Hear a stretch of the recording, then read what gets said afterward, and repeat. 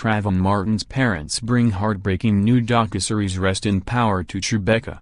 New York No star power was necessary at the Tribeca Film Festival Friday night. Although Jay-Z was expected to speak at a panel for Paramount Network's new Rest in Power, the Trayvon Martin story, the rapper was a no-show. But the premiere audience didn't seem to mind, giving a standing ovation to the late teen's parents, Sabrina Fulton and Tracy Martin, who spoke at a post-screening Q&A.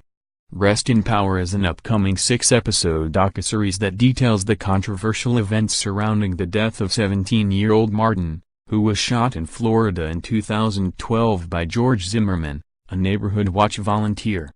Using a mix of news clips, family photos, 911 calls and interviews, the first episode recounts the life and dreams of Martin, who aspired to be a pilot and travel the world, and walks through the night he was killed in harrowing detail. The series also explores the impact of his death, becoming the face of the Black Lives Matter movement after Zimmerman was found not guilty in 2013. Reliving the incident through power has been very difficult, but it's a tragedy worth telling, Fulton told moderator Joy Reid. We want to make sure that people not only remember Trayvon, but all the young men and women that he represents.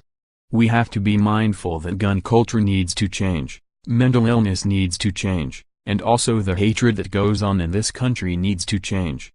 We want to make sure that we are part of that change, so if it meant us opening our lives up, and it's not easy. It's important for people to realize that it took courage to do this, it took strength to do this. This is nothing that we would have volunteered ourselves for. This is nothing that I would have sacrificed my son for.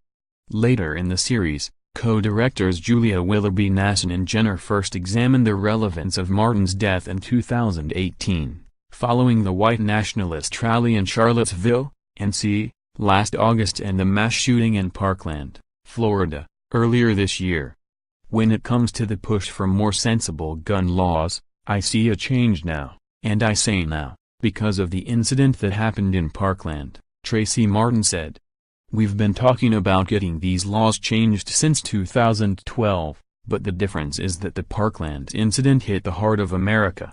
Trayvon Martin wasn't the heart of America. Trayvon Martin is categorized as the ghetto. And so when this took action outside the ghetto, now America is awake and everybody wants to do something about it. We've been trying to get America to do something for years.